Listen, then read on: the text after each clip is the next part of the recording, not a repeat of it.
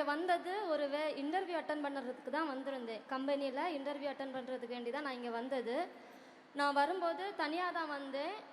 எங்கள் வீட்டில் வந்து இத்தனை வருஷமும் வீட்டிலே தான் வச்சுருந்தாங்க, 26 வருஷமும்.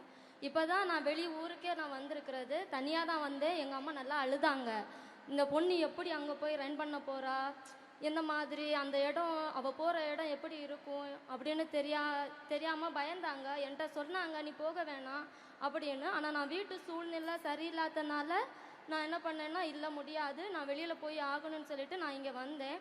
இங்கே வரும்போது நான் தனியாக வந்தனால நான் எந்த பிளான் இல்லாமல் வந்தேன். எந்த ரூமோ ஹாஸ்டல் எதுவுமே நான் பார்க்காம வந்துட்டேன்.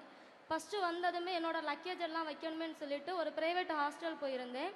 அங்கே போய் பார்த்தா ரொம்ப ஒரு மாதிரி நீட் இல்லாமல் இருந்து, ஒரு 6-7 பேர் இருக்காங்க ஒரு ரூமில். க்ளீனாகவும் இல்லை, அதுவும் இல்லாமல் ஒரு மாதிரி ஸ்மெல்லாக இருந்து.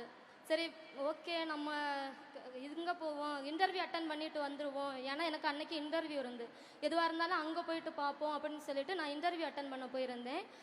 அங்கே போயிட்டு இன்டர்வியூலாம் அட்டன் பண்ண அப்புறம் எங்கள் சார் ஓகே நீ வேலைக்கு வந்துடும்மா, இந்த நாள் ஜாயின் பண்ணு அப்படின்னு சொன்னாங்க.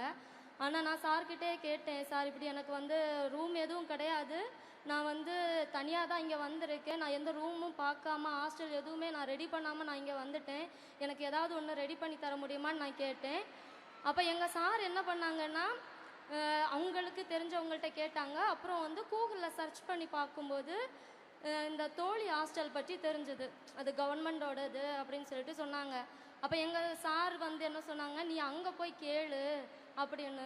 அப்போ எனக்கு ஒரு பதட்டம் இருந்து, ஏன்னா கவர்மெண்ட் ஹாஸ்டலு எப்படி இருக்குன்னு கூட தெரியாது, கவர்மெண்ட்டு நீட்டாக இருக்குமா இல்லை நமக்கு சேஃபாக இருக்குமான்னு கூட தெரியாது. ஆனால் ஒரு பயத்திலேயே நான் வந்துட்டேன். சரி போய் பார்ப்போம் என்ன ஆகுது, நமக்கு தங்குறதுக்கு இடம் வேணும்ல, அதனால நான் வந்துட்டேன். அங்கே வந்த அப்புறம்தான் என்ட்ரன்ஸ் பார்த்தா வேறு லெவலில் இருந்து. ஏன்னா பில்டிங் ரொம்ப பெருசாக, என்ட்ரன்ஸு பயங்கரமாக இருந்து. என்ன சொல்கிறதா, என்னடா இது கவர்மெண்டில் இப்படி ஒரு பில்டிங் கட்டியிருக்காங்களா அப்படின்னு சொல்லிட்டு ஒரு ஆச்சரியம் வேறு. சுற்றி வேறு கேமரா வேறு இருந்தது எல்லா பக்கமும். செக்யூரிட்டி வந்து ஒரு 3 பேர் இருந்தாங்க.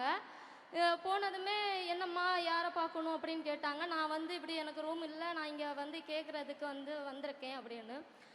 ஆனால் ஒரு பயமும் இருந்து, நம்ம கூட இருக்கிறவங்க எப்படி பழக போகிறாங்க, நமக்கு தெரியாதவங்க இந்த ஹாஸ்டலில் நம்ம எப்படி தங்க போகிறோம், அப்படி பயம் இருந்து. எங்கள் அம்மா என்னென்னா வீட்டுக்கு வா அது உனக்கு செட் ஆகாது அப்படின்னு சொல்லிட்டு கூப்பிட்டுட்டு இருந்தாங்க. நான் இல்லை முடியாது, நான் போய்வே தீருவேன் அப்படின்னு சொல்லிட்டு. பிறகு உள்ளாடி என்ட்ரன்ஸ் உள்ளாடி போகும்போது நல்லா இருந்து ஹாஸ்டல் பார்க்குறதுக்கு.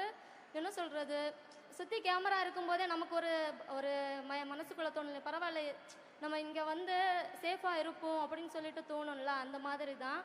உள்ளாடி போனதுமே நான் வார்டன் அக்காட்ட சொல்லிட்டேன், இப்படி எனக்கு ரூம் கிடையாதுக்கா, நீங்கள் ஒன்றும் ரெடி பண்ணி தர முடியுமா அப்படின்னு சொல்லிட்டு. இருமா பார்த்து சொல்கிறேன்னு சொல்லிட்டு தான் அவங்க இது பண்ணாங்க. நான் வந்து அமௌண்ட்டு கேட்டேன், எவ்வளவு ஃபீஸ் ஆகும் அப்படின்னு சொல்லிட்டு. அவங்க என்ன சொன்னாங்கன்னா, ஃபஸ்ட்டு ஸ்டார்டிங்கில் வந்து 4500ன்னு சொன்னாங்க.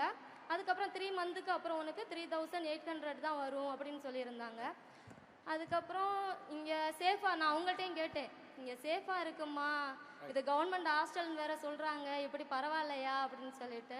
இப்போ சேஃபாக இருக்கீங்கல்ல? பக்கா நல்லா சேஃபாக இருக்கு. எவ்வளோ நாளாக ஹாஸ்டல் தங்கியிருக்கீங்க? நான் வந்து 7 மந்தாக தங்கியிருக்கேன். ஓகே, உங்களுக்கு சாட்டிஸ்ஃபைடாக ஃபீல் ஆகுது? Alright, super. ஆக்சுவலாக என்னன்னா, எப்பயுமே ஒரு இடத்துலேருந்து இன்னொரு இடத்துக்கு போகும்போது 2 விதமான தயக்கம் வரும். ஒன்று வந்து எப்படி போக போகிறோம், மோட் ஆஃப் டிரான்ஸ்போர்ட் என்ன அப்படின்னு. இன்னொன்று எங்கே தங்க போகிறோம் அப்படின்னு. ரெண்டாவதான எங்கே தங்க போகிறோங்கிறதுக்கு தோழி விடுதி ரொம்ப அருமையான திட்டம் மூலமாக நிறைய பேர் கிராமத்துலேருந்து சிட்டிக்குள்ளே வரும்னு நினைக்கிறவங்களுக்கு பெரிய தயக்கம் என்னென்னா, சென்னை மாதிரியான பெருநகரத்தில் எனக்கு சொந்தக்காரங்க யாருமே இல்லையே, நான் எங்கே போய் தங்குவது, போய் வெளியில் தங்குறதுக்கு பணமும் இல்லை, என்ன பண்ணுறது அப்படின்னு. அவர்களுக்காக ஒரு தீர்வாக தோழி விடுதி. ரைட்.